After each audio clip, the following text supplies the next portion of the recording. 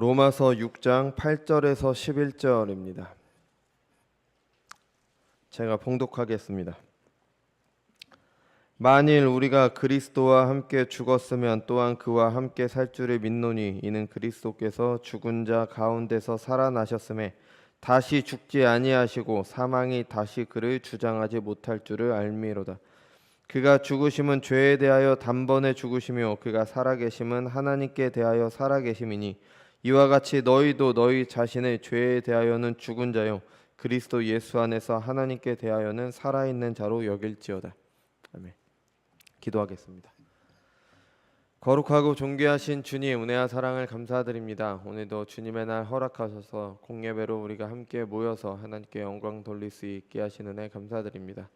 이 시간 이 자리가 허락된 것이 하나님의 우리 주 예수 그리스도의 놀라운 은혜임을 잊지 않고 늘 감사하고 사모하는 마음으로 이 자리에 나올 수 있도록 인도하여 주옵소서.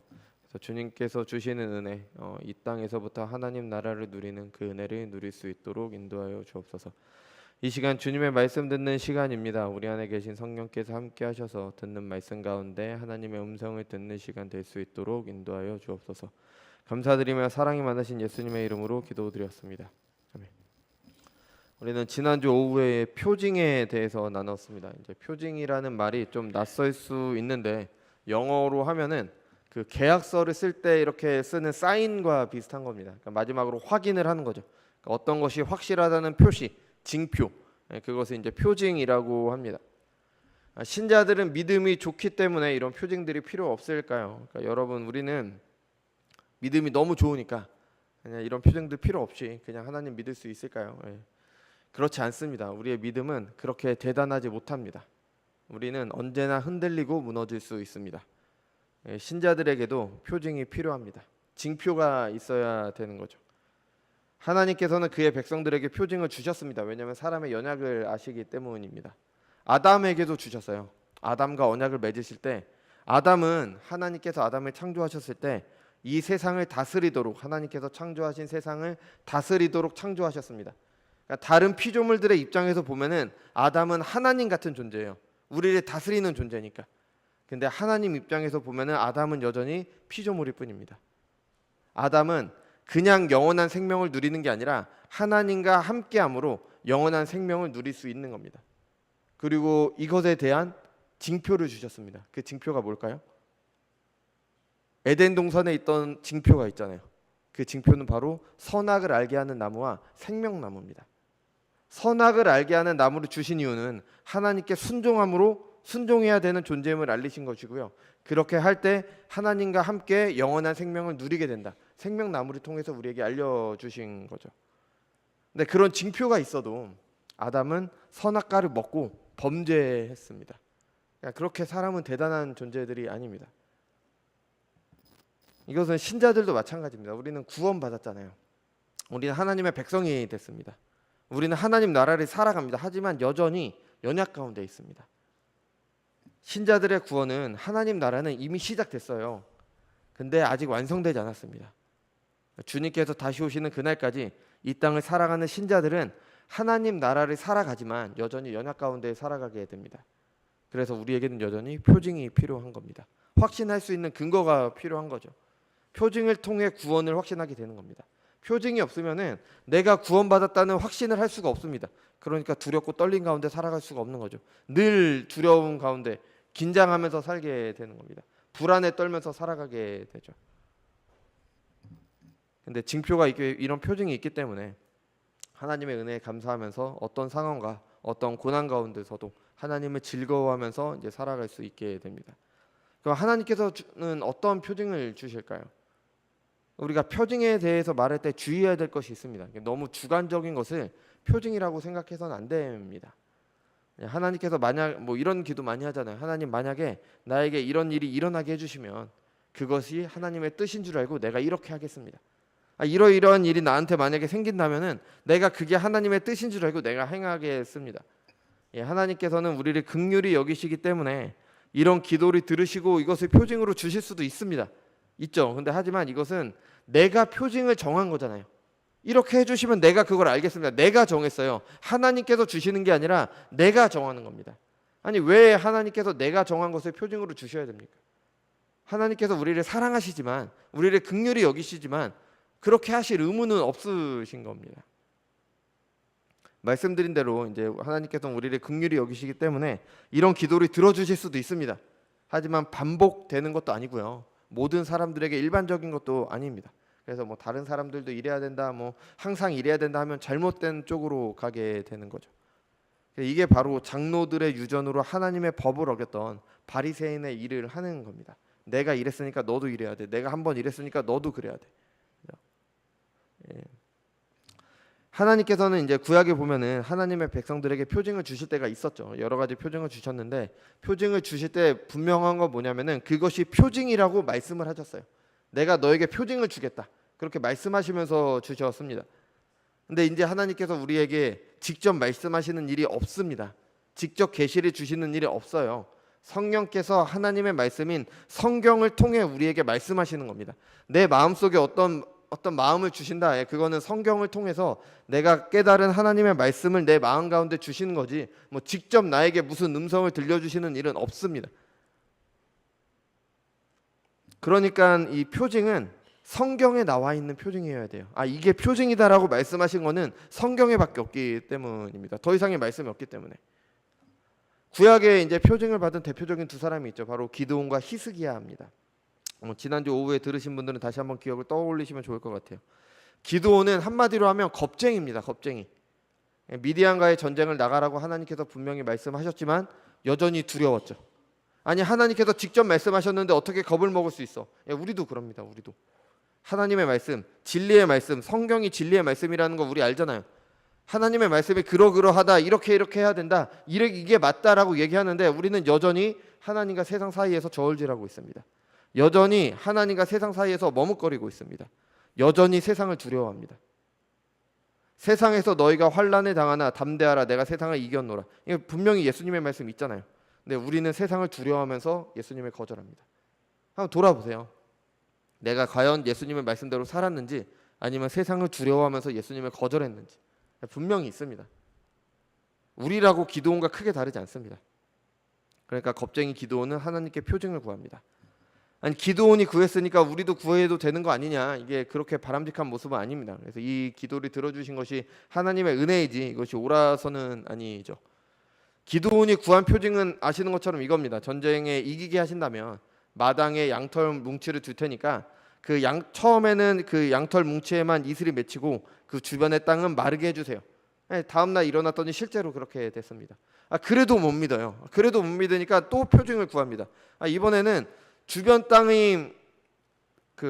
땅만 젖어 있고 이제 양털 뭉치만 마르게 해주세요. 하나님께서는 그 표징도 주시게 됩니다. 또 이제 표징을 받은 히스기야 왕도 있죠. 히스기야 왕은 이제 선지자 이사야를 통해서 곧 죽을 것이라는 말을 듣습니다. 그래서 간절히 기도하니까 이제 하나님께서 다시 선지자를 통하여 수명이 15년을 늘어날 것을 말씀을 하셨습니다. 히스기야가 얘기죠. 아니 하나님, 제가 그것을 어떻게 알 수 있습니까? 제가 그것을 어떻게 확신할 수 있습니까? 하나님께서 표징을 주시겠다고 하셨습니다. 해를 앞으로 15도 가게 할까, 뒤로 15도 가게 할까, 이렇게 말씀하셨습니다. 근데 히스기야가 생각할 때 앞으로 가는 것보다 뒤로 가는 게 더 어려우니까, 어려운 일이 일어나야지 더 믿을 수 있으니까 그럼 뒤로 15도 가게 해주세요 라고 했더니 실제로 그렇게 이루어졌습니다. 여러분, 이 표징을 받은 이 사람들을 통해서 우리가 무엇을 알 수 있습니까? 하나님께서 어떤 표징을 주셨어요? 사람이 할 수 없는 것들입니다. 양털 뭉치에 대한 것이나 해가 움직이는 것, 사람이 할 수 없는, 하나님만이 하실 수 있는 일을 표징으로 주십니다. 사람이 할 수 있는 어떤 것을 표징으로 삼으면 내가 노력해서 그것을 해내면 스스로 이루게 되는 거잖아요. 예를 들어서 하나님, 제가 뭐를 해서 한 달 동안 예배를 열심히 드리면은 저에게 이것을 이루어 주세요. 한 달 동안 열심히 예배를 드리는 건 내가 할 수 있는 겁니다. 그거는 표징이 아니에요. 하나님만이 하실 수 있는 일이 표징이 되는 거죠. 그래야 하나님께서 주셨다는 걸 확신할 수 있게 되는 거죠. 그렇다면 이제 지금 우리에게 주시는 표징, 하나님께서 하나님의 말씀인 성경을 통해 우리에게 주시는 표징이 무엇입니까? 여러분, 우리는 무엇으로 우리가 우리의 구원을 확신할 수 있습니까? 여러분, 구원 받으셨잖아요. 예수님 믿으시잖아요. 우리가 그것을 어떻게 확신할 수 있습니까? 물론 이 약속을 기억하기 위해 행하라고 하신 할례도 표징이에요. 구약의 이스라엘은 할례를 받은 것이 하나님의 백성이라는 표시였죠. 그렇지만 그것은 겉으로 나타난 것뿐이었습니다. 할례를 받았다고 다 하나님의 백성이 아니라 마음의 할례를 받아야지 진짜 하나님의 백성이라고 말씀을 하셨습니다. 모세도 말했고 예레미야와 에스겔이 말한 새 언약이 바로 이것을 말하는 거죠. 지금도 신자들에게는 할례와 같은 언약의 표시인 세례와 성찬이 있습니다. 세례를 통해 하나님의 백성임을 확인하게 되고요. 성찬을 통해 그리스도 안에 있음을 확신하는 겁니다. 그렇지만 할례와 마찬가지로 세례와 성찬은요, 겉으로 나타나는 표시일 뿐입니다. 믿음으로 참여하면 분명히 성령의 일하심으로 우리의 믿음이 자라도록 하는 유익이 있습니다. 하지만 그 자체가 하나님의 자녀임을 말해주지는 않는 거예요. 그렇다면 이제 신자들은 무엇이 이제 사람이 할 수 없는 하나님께서만 주시는 그런 표징이 될 수 있을까요? 우리는 이거 지난주에 봤듯이 영생의 방법을 물었던 부자 청년과 삭개오의 대조를 통해서 이제 알 수가 있습니다. 부자 청년은 나는 율법을 다 잘 지켜왔습니다라고 얘기했어요. 그러면서 예수님께 영생하는 방법을 물었습니다. 그때 예수님께서 너 가진 거 다 팔아서 사람들에게 나눠주고 나를 따르라 라고 말씀하니까 진짜 율법을 어떻게 지키는 건지를 말씀하셨습니다. 그러니까 돈이 아까워서 제 갈 길을 갔습니다. 그렇죠? 이게 부자 청년이잖아요. 그래서 부자가 하나님 나라에 들어가는 것은 낙타가 바늘기에 들어가는 것보다 어렵습니다. 그렇게 말씀을 하셨죠. 불가능하다는 겁니다. 사람이 할 수가 없습니다. 그래서 제자들이 묻습니다. 누가 할 수 있습니까? 하나님께서 할 수 있는 겁니다. 그 예가 바로 삭개오죠. 삭개오는 부자 청년처럼 사람들이 도덕적이라고 평가하는 사람이 아닙니다. 삭개오 한마디로 하면 돈벌레입니다. 돈이라면 사죽을 못 쓰는 사람이에요. 돈에 목숨 건 사람입니다. 그러니까 우리나라 일제 시대로 치면은 일본에 붙어서 그 동족의 돈을 빨아먹었던 그 착취했던 그런 인물이 바로 삭개오예요. 그러니까 돈벌레죠, 돈벌레. 근데 그 삭개오는 부자 청년이 하지 못했던 그것을 삭개오가 했습니다. 삭개오가 스스로 도덕적인 삶을 살았기 때문이 아니에요. 난 이제부터 예수님을 잘 믿으니까 나는 이러이러하게 살아야겠다라고 결단했기 때문이 아닙니다. 어떻게 가능합니까? 하나님께서 행하신 일입니다. 하나님께서 행하셨기 때문에 돈벌레였던 그 사람이 자신이 빼앗은 것, 자신이 착취한 것을 율법에 따라 사람들에게 돌려줍니다. 있을 수가 없는 일이 일어나는 겁니다. 이것이 바로 신자들에게 주시는 표징입니다. 하나님의 법을 마음에 새기심으로 그 법에 따라 살도록 하시는 겁니다. 하나님의 법에 따라 사는 것은 불가능합니다. 사람이 할 수 없는 일이에요. 여러분, 율법을 배우면 배울수록 우리가 느끼는 건 뭡니까? 정말 이렇게 사는 게 가능해? 이게 정말 맞아? 이거 어떻게 가능해? 십계명 배우면 그거잖아요. 이렇게 못 삽니다. 그것만 느껴요. 근데 하나님께서 하나님의 법을 우리의 마음에 새기시기 때문에 내가 그 법에 따라서 순종하게 되는 겁니다. 이게 하나님께서 우리에게 주시는 표징이라는 겁니다. 당시 부자는 이제 사람들이 평가하기로 하나님께 잘 순종해서 복을 받은 사람이에요. 그때 유대인들은 그렇게 평가를 했습니다. 실제로는 아니었죠. 아니잖아요. 그죠? 근데 사람들은 그렇게 생각했죠. 그래서 예수님께서 부자가 하나님 나라에 들어가는 것이 낙타가 바늘기에 들어가는 것보다 어렵다고 했을 때, 불가능하다고 하셨을 때 그런 질문을 할 수밖에 없는 거예요. 아니, 이런 사람들도 이렇게 하나님께 순종해서 복을 받았다고 사람들이 평가하는 이 사람들도 천국에 못 간다면 누가 갈 수 있습니까? 누가 갈 수 있어요? 사람은 할 수 없고 하나님께서만 할 수 있는 겁니다.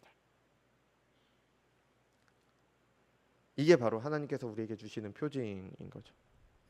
우리가 잘 아는 말 중에 그 어른들이 하시는 말씀 중에 사람은 고쳐 쓰지 못한다 이런 말 많이 하잖아요. 그죠? 그만큼 사람이 변하는 게 어렵습니다. 물론 사람이 변하기도 하죠. 특히 남자들은 군대에 다녀오면 좀 많이 변하죠. 그죠? 이전과 전혀 다른 환경에서 전혀 다른 생활, 그것도 고되고 힘들기 때문에 또 많은 것을 얻고 변하기도 합니다. 이와 비슷하게 사람들은 점점 성장을 하죠.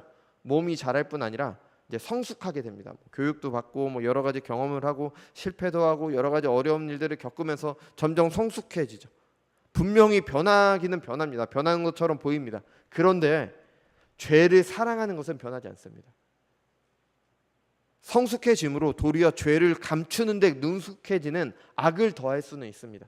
좀 더 잘하잖아요. 우리가 죄를 안 짓는 게 아니라 죄를 잘 감춥니다.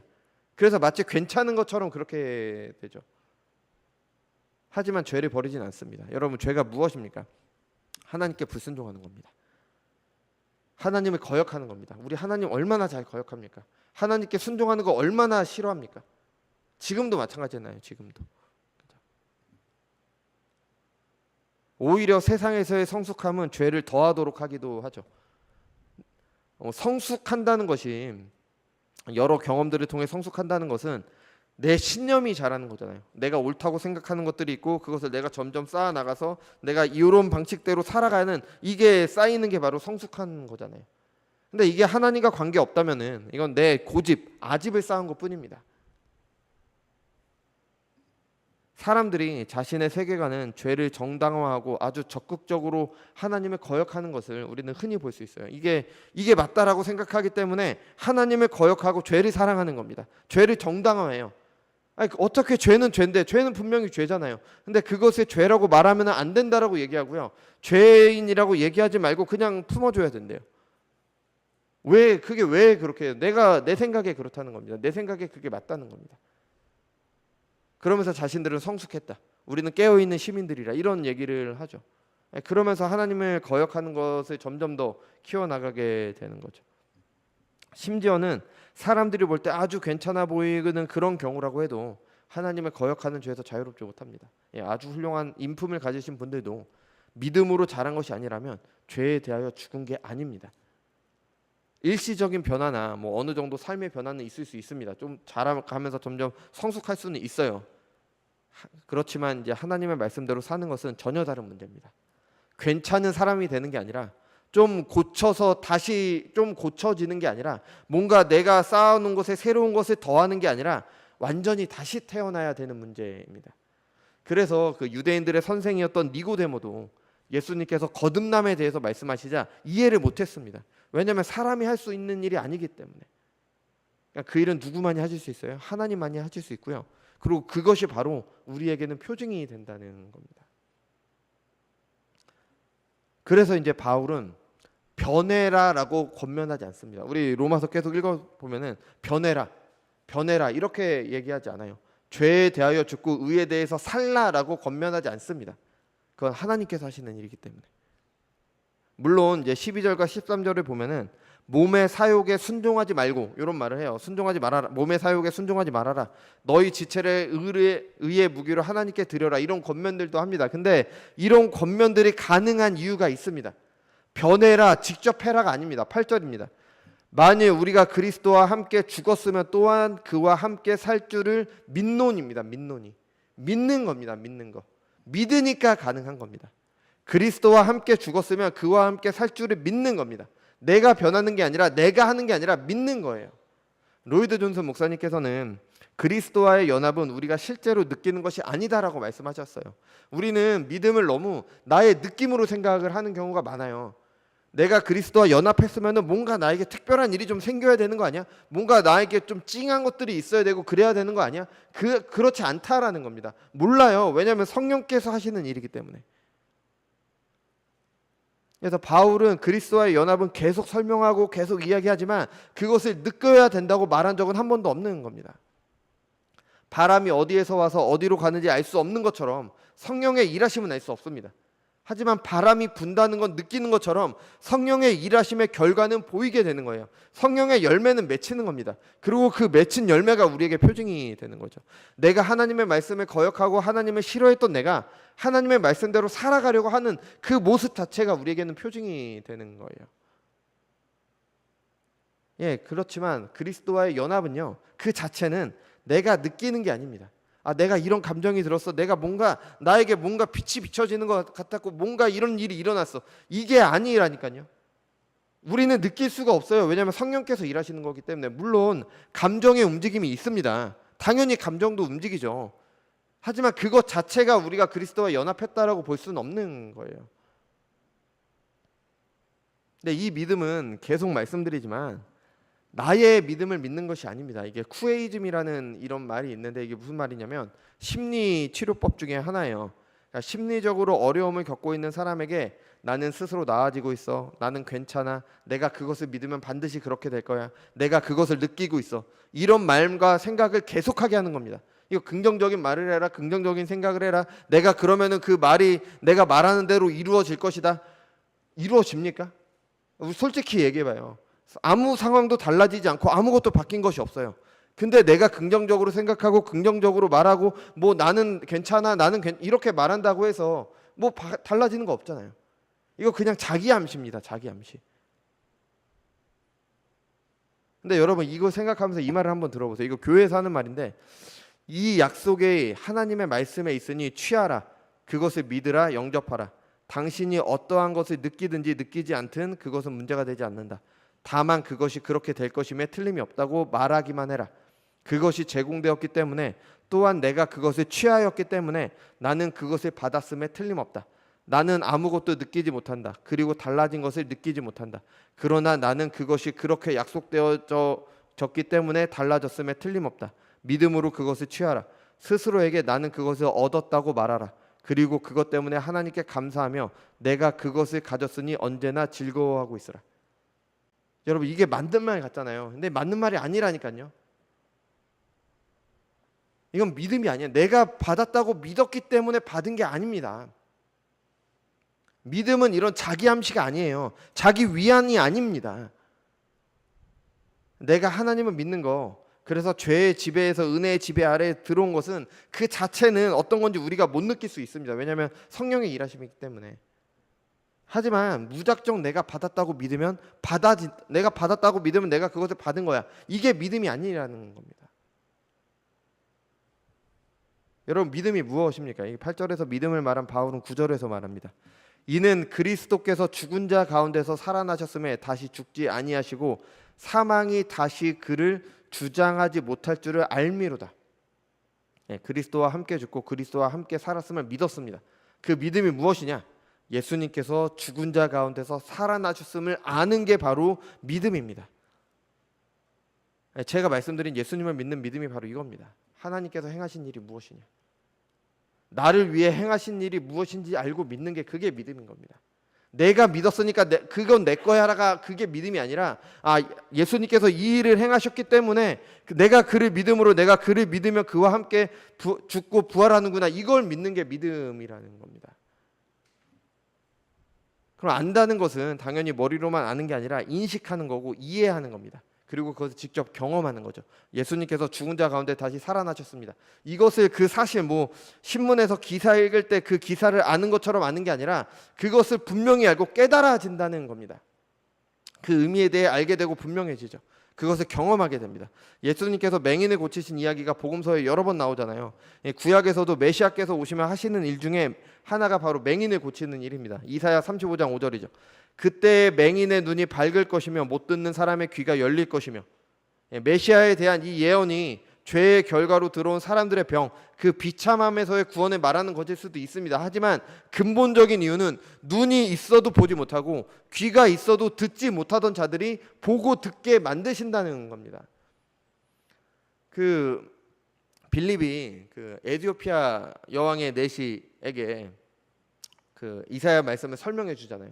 그 내시가 내가 이것을 읽기는 읽는데 나에게 알려주는 사람이 없어서 알 수 없습니다, 이렇게 얘기했잖아요. 그게 우리의 상황인 겁니다. 모릅니다.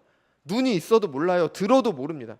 예수님께서 죽으시고 부활하셨다 아무리 말하고 아무리 듣고 아무리 읽어도 모릅니다. 성령께서 그걸 비춰주실 때 우리가 알 수 있게 되는 거죠. 이게 바로 믿음인 겁니다. 이게 바로 믿음. 하나님께서 행하신 일, 예수님께서 이루신 일, 성령께서 전해주시는 일을 제대로 아는 것, 제대로 인식하는 것, 그래서 그리스도와 함께 죄에 대해서 죽고 의에 대해서 살았다는 것, 그것이 내 안에서 나오는 어떤 확신이 아니라 예수님께서 십자가에 달려 죽으시고 부활하셨기 때문에 나도 그와 함께 죽으면 나도 부활한다, 이렇게 믿게 되는 거죠.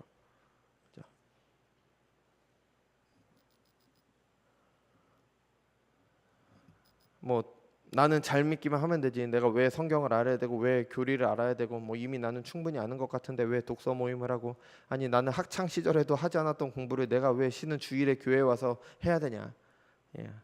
안타깝지만 여러분, 우리는 제대로 알지 못합니다. 제대로 인식하지 못합니다. 그런데 사탄은요, 마치 우리가 잘 아는 것처럼 우리를 속입니다. 몰라도 되는 것처럼 속여요. 그래서 겉으로 드러나는 몇 가지 행동을 고치면은 그러면 되는 것처럼, 아니 입에 발린 말, 그 사람들의 마음을 움직일 만한 그 몇 마디 말로 모든 것이 해결되는 것처럼 합니다. 하나님의 말씀대로 살지 않는다, 하나님께 순종하지 않는다, 하나님을 향한 예배가 제대로 드려지지 않는다. 그럼 우리는 무엇을 해야 됩니까? 우리 결단해야 됩니까? 아니면 기도원에 들어가서 뭐 일주일 금식기도 해야 됩니까? 뭐 금식기도 자체가 이런 기도 자체가 나쁘다는 게 아닙니다. 근데 그것보다 먼저 해야 되는 게 있습니다. 무엇을 해야 됩니까? 하나님을 제대로 알고 있는가? 내가 제대로 하나님을 인식하고 있는가? 내가 하나님을 믿고 있는가를 확인하는 겁니다. 말씀과 기도를 통해서 확인하는 거예요. 여러분, 우리는 과연 그리스도의 죽으심과 부활하심에 연합하여 죽고 산다는 것을 제대로 알고 있을까요? 너무 잘 알잖아요. 예수님이 십자가에 달려 죽으시고 부활하셨다. 우리는 믿음으로 그와 함께 그의 죽으심에 동참하고 그의 부활하심에 동참한다. 너무 많이 들었잖아요. 너무 잘 아는 것 같잖아요. 근데 우리가 정말 알고 있냐고요? 사탄이 교회를 가장 많이 속이는 것 중 하나가 바로 이것입니다. 복음의 약속, 복음이 약속한 하나님 나라는 그대로 보여줍니다. 새 생명은 약속을 해요. 근데 죽음은 말하지 않습니다. 죽음 없이 부활을 누린다라고 얘기를 합니다. 새 생명 가운데 행할 수 있다라고 하니까, 그러니까 죽음이 없어도, 고난이 없어도 새 생명 가운데 행할 수 있다라고 하니까 사람들은 좋아합니다. 네, 여러분 가만히 생각해 보십시오. 죽지 않았는데 부활할 수 있습니까? 이 말 자체가 모순 아니에요? 죽지 않았는데 어떻게 다시 태어나요? 죽지 않았는데 무슨 새 생명이 있습니까? 내가 죽지 않아도 하나님의 자녀가 될 수 있고, 내가 죽지 않아도 그리스도의 부활하심에 참여할 수 있다는 생각은 예수님께서 죽지 않으셨다라는 것과 마찬가지 의미예요. 말도 안 되는 거죠. 죽지 않으면 부활은 없습니다. 그리스도와 함께 죄에 대해서 죽는다, 옛사람이 십자가에 못 박힌다는 것은 나의 모든 것을 하나님의 말씀 앞에 굴복시킨다는 겁니다. 그렇지 않았는데 변했다? 그렇지 않았는데 새 사람이 되었다? 가짜입니다. 분명히 말하지만 가짜예요. 그냥 겉으로만 변하는 겁니다. 그리스도를 믿는다는 것은 말씀드렸듯이 내가 만들어 놓은 신념 위에 새로운 가르침 하나를 해서 내 삶을 조금 나아진 사람이 되는 게 아니라는 겁니다. 이거는 바울이 아덴에 복음을 전했을 때 그곳에 있었던 철학자들이 바울이 전하는 뭔가 새로운 게 있으니까 내가 그것을 듣고 나에게 도움이 될 만한 것을 내게 쌓아보겠다, 그렇게 철학자들이 반응했잖아요. 그거랑 똑같은 겁니다. 이게 믿음이 아니라는 겁니다. 아니, 나는 불신자인데 하나님의 말씀이 왜 이렇게 감동적이지? 당연히 감동적일 수 있습니다. 왜냐하면 진리를 말하기 때문에 사람의 마음을 움직일 수 있습니다. 좋은 일이죠. 근데 그렇게 그 마음에 감동이 왔다고 해서 그게 거듭남이 아니라니까요. 하나님을 믿는다는 의미가 아니라는 겁니다. 거듭난다는 것은, 새롭게 태어난다는 것은요, 죽음을 전제로 하고 있습니다. 죽지 않은데 어떻게 다시 살아날 수가 있어요? 부활하기 전에 먼저 죽는 과정이 있는 겁니다. 나의 생각, 나의 모든 것을 하나님의 말씀 앞에 십자가에 못 박는 그 고통이 필요한 겁니다. 자기를 부인하고 자기 십자가를 져야 되는 겁니다. 예수님을 믿고 성공하고 교회 출석 잘했더니 봉사 잘하고 헌금 잘하고 그랬더니 문제 해결 받고 도덕적으로 괜찮은 삶을 살면 새 생명 가운데 행하는 것으로 보일 수 있습니다. 그렇다고 해도 십자가에 나를 못 박는 죽음을 경험하지 못했다면 새 생명 가운데 행한 게 아니라는 겁니다. 거듭난 것이 아니에요. 믿는 것이 아닙니다. 우리가 아는 대로 예수님께서는 죽으시고 부활하셨습니다. 죽은 척 하시고 부활하신 게 아닙니다. 우리가 그것을 정말 안다면, 정말 인식했다면 당연히 우리도 그와 같은 모양으로 죽을 것임을 알고 믿게 되는 겁니다. 그래야 그와 같은 모양으로 부활하게 되는 겁니다. 여러분, 주님의 죽으심은 어떤 죽으심이었습니까? 하나님께 온전히 순종하심으로 당하신 죽음이었습니다. 우리가 죽어야 되는 죽음이 바로 그런 죽음인 겁니다. 겟세마네 동산에서 마셔야 되는 하나님의 진노의 잔이 너무 두려우셔서 기도하셨죠. 얼마나 간절했는지 땀방울이 핏방울이 되도록 기도하셨습니다. 그렇지만 결국에는 내 원대로 마옵시고 아버지 원대로 하옵소서였습니다. 그리고 도수장에 끌려가는 양처럼 털이 깎는 사람 앞에 잠잠한 양처럼 죽음을 받아들이셨습니다. 여러분, 우리에게는 이런 죽음이 있습니까?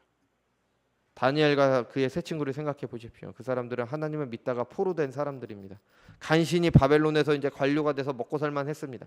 근데 하나님을 섬기는 일 때문에 문제가 생겼죠. 죽을 위기에 처했습니다. 뭐 죽을 뻔하거나 뭐 그런 게 아닙니다. 진짜로 하나님의 말씀대로 살면 죽는 순간입니다. 우리 생각이라면 어때요? 아니, 한 번쯤 넘어가면 되지 않냐? 한 번쯤 그 신상에다 절 한번 하고, 아니 그 기간 동안 기도 안 하면 되지. 왜 뭘 저렇게까지 하느냐? 위기는 넘어가고 다음에 잘 섬기면 되는 것 아니냐? 그게 아니라는 겁니다. 우리의 삶의 이유와 목적은 하나님을 섬기며 사는 겁니다. 그것을 버리면서까지 살아야 될 이유가 없습니다. 그리고 한 번 그런 사람은 매번 그럽니다. 살기 위해 하나님을 계속 버립니다. 이것은 신자의 모습이 아닙니다. 사람들이 볼 때는 어리석을 수 있습니다. 뭐 주일 한번 빠지면 어때? 한번 뭐 하면 어때? 한번 이거 한 번쯤 어때? 한 번쯤 어때? 그게 아니라는 겁니다. 그것 때문에 내가 손해 보는 것이 아니라 정말 죽어야 되는 순간이 오더라도 그것이 하나님의 뜻이라면 따르는 겁니다. 그러니까 다니엘은 사다굴에 들어갔고요. 다니엘의 세 친구는 풀물불에 들어가게 됐습니다. 어떻게 됐습니까? 그리스도와 같은 모양으로 그의 부활하심에 참여하게 됩니다. 이게 거듭남입니다. 이것이 옛사람을 십자가에 못 박는 겁니다. 여러분, 하나님의 말씀대로 살면 세상에서 성공할 수 있습니까? 여러분 정말 그렇게 생각하십니까? 100% 하나님의 말씀대로 살면요 망합니다. 말이 안 되는 삶이에요. 세상 풍조를 따르지 않고요. 세상에서 이렇게 살아야 된다는 걸 거절해야 되기 때문에 망합니다. 하나님의 약속은 안 망한다가 아니에요. 망합니다. 근데 망해도 다시 살려주신다는 겁니다.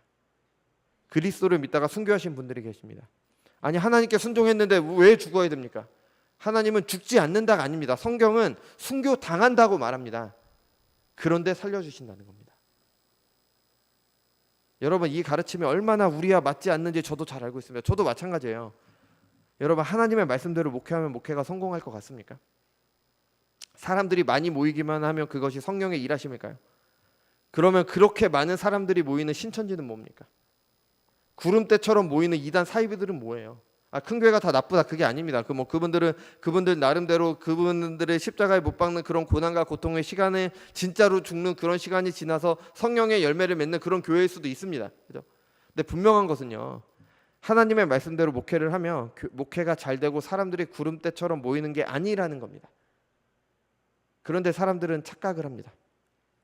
사람들이 많으면 좋은 것처럼 생각을 해요. 저보다 훨씬 목회 경험이 많으신 어느 목사님의 말씀입니다. 성경대로 목회하면 교회 망합니다. 망하는데 살려주십니다. 그겁니다, 여러분. 성경대로 가정에서 살면 가정 망합니다. 근데 살려주신다는 겁니다. 성경대로 여러분들의 자녀를 양육하면 진짜 망합니다. 근데 살려주신다는 겁니다. 자꾸 기절로 생각하는데 기절이 아닙니다. 여러분들, 제가 목회하면서 우리 교회 성도들 보지 않았습니까? 20년 동안 얼마나 수도 없이 망했습니까? 망했었습니다. 그런데 하나님께서 다시 또 살려주시고 또 살려주시고 또 살려주시고, 그게 우리가 부활에 참여한 삶입니다. 예수 믿으면 위기가 없을 거라고 생각을 해요. 예수 믿으면 망하지 않는다고 생각을 해요. 성경에 망하지 않는다는 말이 어디에 있습니까? 살려주신다고 그랬지. 근데 우리는 자꾸 착각을 합니다. 그래서 저는 항상 부교역자 생활을 하면서 그렇게 생각을 했죠.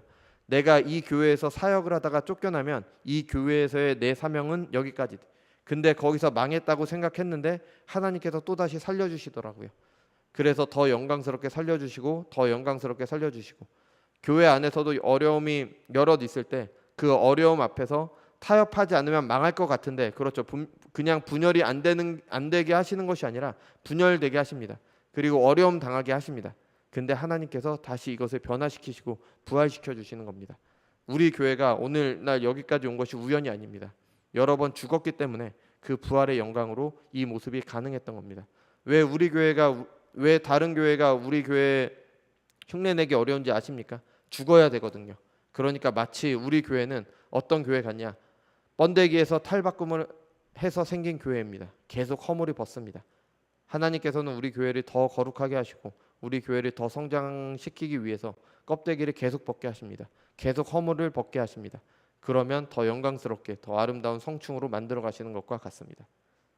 여러분 이건 교회뿐만이 아닙니다. 신자의 삶이 이렇습니다. 하나님의 말씀에 따라 살면 죽습니다. 망합니다. 그런데 다시 살려주시는 겁니다. 그러면서 허물을 벗고 곤충처럼 점점 성숙한 그리스도인으로 자라게 되는 거죠. 죽음 앞에 있을 때 두렵지 않은 사람이 어디에 있겠습니까? 제가 말씀드린 그 목사님도 그 상황에서는 두려우셨을 겁니다. 그죠? 다니엘과 세 친구들도 두려웠겠죠. 예수님도 두려워하셨잖아요. 하나님의 확실한 말씀을 가지고 있음에도 미디안과의 전쟁을 두려워했던 기드온처럼 죽음 앞에서 두렵지 않을 사람이 없습니다. 그런데 어떻게 하나님께 순종함으로 죽는 길을 택할 수 있습니까? 사람들이 생각해 놓은 넓은 길, 위기를 넘길 수 있는 묘책이라고 하는 것들이 아니라 하나님께 순종함으로 죽는 길을 어떻게 택할 수 있습니까? 예수님을 아는 겁니다. 다른 것 없어요. 예수님을 알고 믿는 겁니다. 10절에서 말하는 것처럼 예수님께서는 이미 죄에 대해서 단번에 죽으셨습니다. 그의 죽음은 이미 이루어졌습니다. 그리고 그의 부활하심도 이미 이루어졌습니다. 앞으로 이루어질 일이 아니라 이미 이루어졌고 이미 이루어진 상태입니다. 이것을 명확히 알아야 되는 겁니다. 그래야지 우리도 죽을 수가 있는 거예요. 왜? 우리의 부활을 확신할 수 있기 때문에. 그리고 11절의 말씀처럼 이와 같이 너희도 너희 자신을 죄에 대하여 죽은 자요 그리스도 예수 안에서 하나님께 대하여는 살아있는 자로 여길지어다. 여긴다는 말은 실제로 이루어지지 않았는데 이루어진 것으로 여기는 그런 헛된 믿음, 내가 계속 말만 하면 이루어진다 이런 믿음이 아닙니다. 여긴다는 말의 뜻은 실제로 있는 것을 있는 것으로 셈한다는 거예요. 그러니까 은행에 통장에 보면은 100만 원이 찍혀 있으면은 그 100만 원 실제로 있는 거잖아요. 그게 바로 여긴다는 의미입니다. 없는 것을 있는 것으로 여기는 게 아니라 실제로 있는 것, 분명히 있는 것을 여기는 게 바로 여기서 바울이 말한 여긴다입니다. 예수님의 죽음과 부활을 분명히 알고 우리도 그와 연합하여 죄에 대하여 죽고 하나님께 대하여 살았다는 그 사실, 실제로 일어난 그 일이 참된 것으로 여기라는 의미죠. 이제는 내가 죄의 지배 아래 있는 게 아니라 은혜의 지배 아래 있음을 참된 것으로 여기라는 겁니다. 그럴 때 하나님의 말씀대로 하면 죽는다는 거 알면서도 그 길을 갈 수 있는 겁니다. 왜요? 그리스도와 함께 십자가에 못 박혔다면 그의 부활하심에도 참여할 것이 확실하기 때문이죠. 그럴 때 기꺼이 그리스도와 같은 모양으로 하나님께 순종하기 위해 죽음의 길을 갈 수 있는 겁니다. 이런 신자들은 이제 세상이 이해할 수도 없고 감당할 수도 없는 겁니다. 이런 신자들이 세상의 빛과 소금이 되는 겁니다. 제가 앞에서 이렇게 전하고 있지만 이 일은 여전히 저에게도 힘든 일입니다. 제가 인용한 그 목사님과 같은 그런 깊은 신앙의 경험이 아직 여전히 부족하죠. 여전히 하나님께 순종함으로 망하게 된다면 그 두려움이 앞서는 연약한 믿음을 가졌을 뿐입니다. 저에게 필요한 것이 무엇입니까? 믿음의 결단입니까? 수고와 노력입니까? 아닙니다. 그리스도의 죽음과 부활을 더 자세히 아는 겁니다. 더 깊이 아는 겁니다. 그래서 저는 이제 설교를 해야 되는 이런 직분을 주신 게 너무 감사할 때가 있습니다. 전하려면은 어쩔 수 없이 이제 준비를 해야 되니까 공부를 할 수밖에 없잖아요. 그죠? 여러분도 그러셔야 됩니다. 바쁘시고 힘드신 거 다 알지만 여러분도 그러셔야 됩니다. 말씀드린 것처럼 당연히 어렵습니다. 유튜브 보는 1시간은 그렇게 빨리 지나가는데 성경 읽는 그 10분은 그렇게 안 지나갑니다. 저도 여전히 그렇고요. 그럼에도 이제 하나님의 말씀을 사랑하고 배워야 됩니다. 그리스도를 더 깊이 알아야 됩니다. 당연히 기도함으로 우리가 배운 말씀을 더 깊이 알 수 있도록 이제 기도를 해야 되겠지만 말씀을 듣는 자리, 말씀을 배우는 자리로 나와야 됩니다. 배우는 그 시간 힘듭니다. 아무리 내가 좋아 하나님에 대해서 배우고 싶어, 난 너무 하나님을 알고 싶어 해서 나왔다고 하더라도 배우는 그 시간은 너무 힘들어요. 그건 어쩔 수 없는 겁니다. 당연한 거예요, 그거는. 근데 그 시간이 힘들어도 내 뜻을 하나님의 말씀 앞에 굴복시키는, 죄에 대하여 죽는 그런 시간이 될 것입니다. 그러면 반드시 하나님께 대하여 살게 되는 시간이기도 합니다. 그래서 저와 여러분은 성숙한 그리스도인으로 자라가게 될 것입니다. 그래서 우리 교회가 제가 설교 중에 말씀드렸던 그 목사님의 교회처럼 세상 속에 있지만 세상과 분명히 구별되는 그런 교회가 되길 바랍니다. 십자가 앞에 겁을 내는 것이 아니라 부활의 영광을 바라보는 저와 여러분이 되시기 바랍니다. 기도하겠습니다.